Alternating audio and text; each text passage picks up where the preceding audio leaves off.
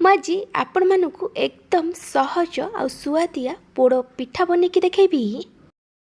ए पोड़ पिठा पई आपनकु चाउल जंतिबाकु पड़िबनी, किंतु आर स्वाद पूरा जंता पोड़ पिठा भली रहिबो।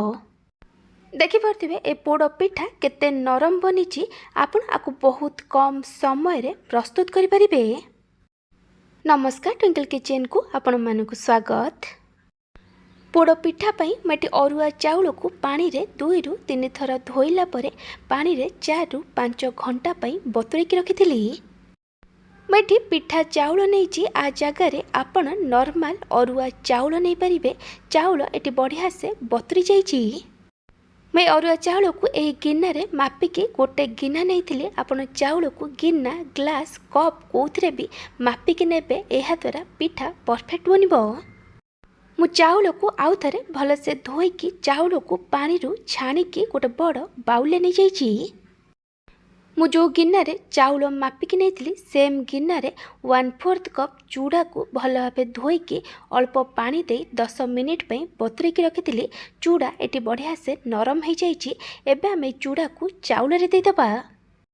तापरे मैं नड़िया कोरा दूची। मैं हाफ कप रु टिके अधिक नड़िया कोरा नहीं। आपण हाफ कप नड़िया कोरा नेबे।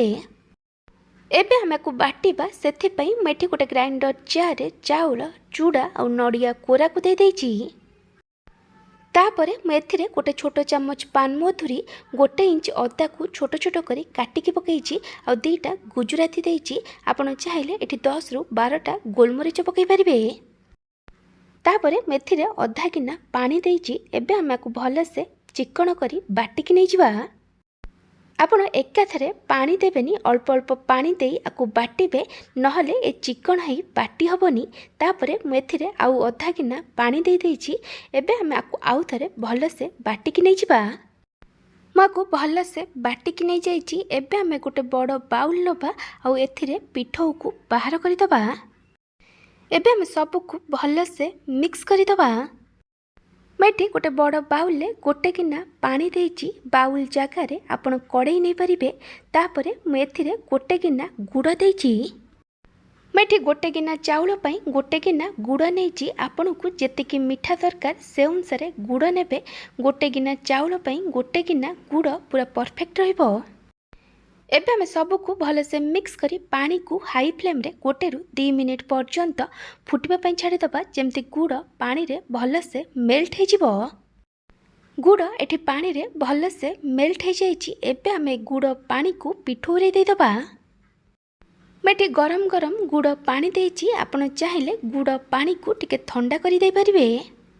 एबे हमें सब को भल से मिक्स करि दबा। मु आपन को गोटे छोट रिक्वेस्ट करूची, जदि आपन को ए रेसिपी भल लागिबो ताले को लाइक करिवे, आपन को सांग मानक सहित शेयर करिवे। जदि एपर्यंत मो चैनल को सब्सक्राइब करि नाहंती तो सब्सक्राइब करबा को जमार भूलिबेनी। पाखर बेल आइकन ने ऑल नोटिफिकेशन ने क्लिक करिवे। एहा द्वारा मो जो वीडियो आसीबो आपन प्रथमे देखि परिबे। जदि फेसबुक रे देखुचंती ताले फॉलो करबा को जमार भूलिबेनी। मैं सब को भल से मिक्स कर देइछि। एबे हमें एथिरे स्वाद अनुसार लूण पकेइबा।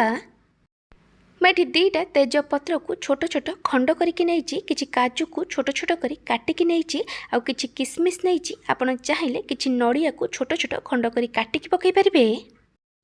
आपण चाहिले काजू, किसमिस आ नड़िया को तेल रे कि घी रे भाजिकी दे परिबे। एबे हमें सब को आउ थरे भल से मिक्स करि दबा। तापरे मेथिरे अल्प टिके खाइबा सोडा देइछि।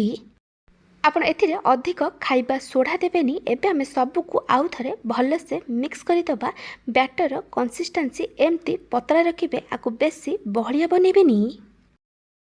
पिठा बनैया मैं गैस रे गोटे नॉनस्टिक कड़ई को गरम होगा रखी। जदि आपण पाखरे नॉनस्टिक कड़ई नहीं ताहले आपण नॉर्मल कड़ई को भी नहीं पारिबे। एबे मु एथिरे अल्प किछि घी देइछि। घी को भल से मेल्ट होगा दबा। घी भल से मेल्ट करी गला परे हमें घी को कड़ई रो चारिपट साइड रे भल से स्प्रेड करी दबा। एबे हम एथिरे जो बैटर को बनेकी रखिथिले ताकू दे दबा। जदि आपण नॉर्मल कड़ई नहीं चंती बैटर दबा पूर्व कड़ई रे कदली पत्र देबे। तापरे आपण सेथिरे बैटर को देबे। एबे हमको कवर करी प्रथमे हाई फ्लेम रे 5 मिनिट पर्यंत कुक होगा दबा।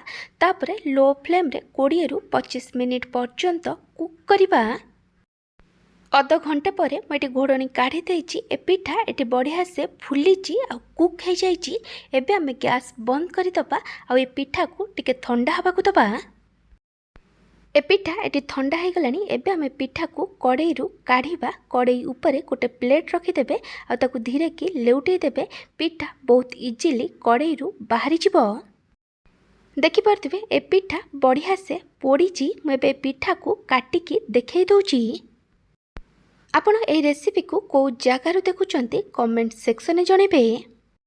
मैं आपन को देखई दूची पिठा केते नरम आ जालीदार बनी।